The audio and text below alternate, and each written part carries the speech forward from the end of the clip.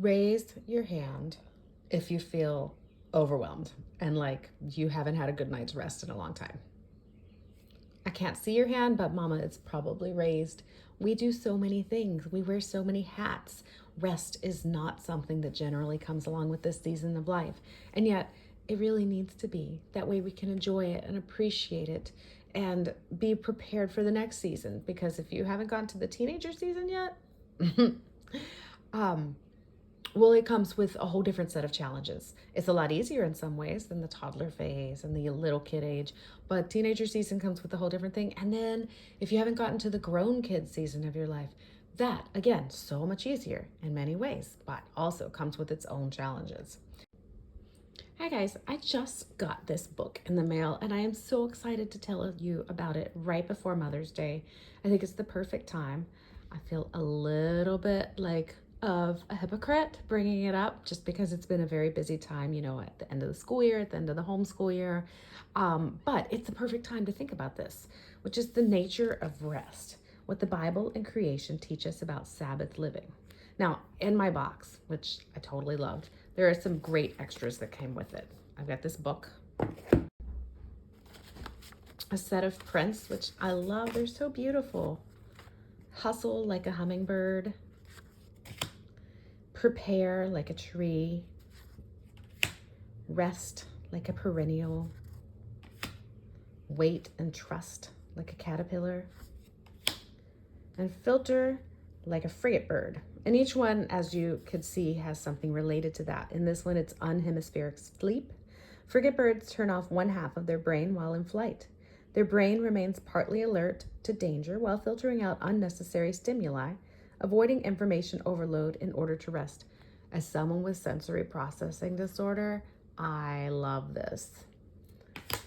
I also received a bag. This is going to be great for taking to the used bookstore or the library. Living My Rest Life. And some stickers. My son will probably take this one. Naturalist in Training. O Lord, what a variety of things you have made. In wisdom you have made them all. The earth is full of your creatures. And that's from Psalms 104:24. And then there is some information about a podcast that if you are into podcasts, sadly, that's not my thing.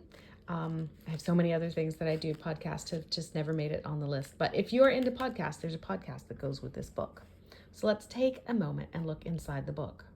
This book is teaching us that we need to rest today, right now. And if you like science, and I love science, if you like science, you're going to really love all of the examples and the nature that comes in it. So let's look at the table of contents. We have 6 weeks of rest. It does a pattern of rest during the first week, a foundation of rest, an invitation to rest, experiencing daily rest, practicing weekly rest, and living at rest. And then each of these is broken up into the days of the week. So you could make it like a 6-week meditational or a journal.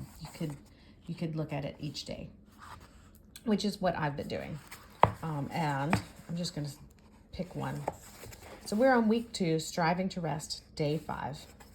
And got a little devotional to read for today. It's just a few pages long. It starts off with, I'm going to go back for a second.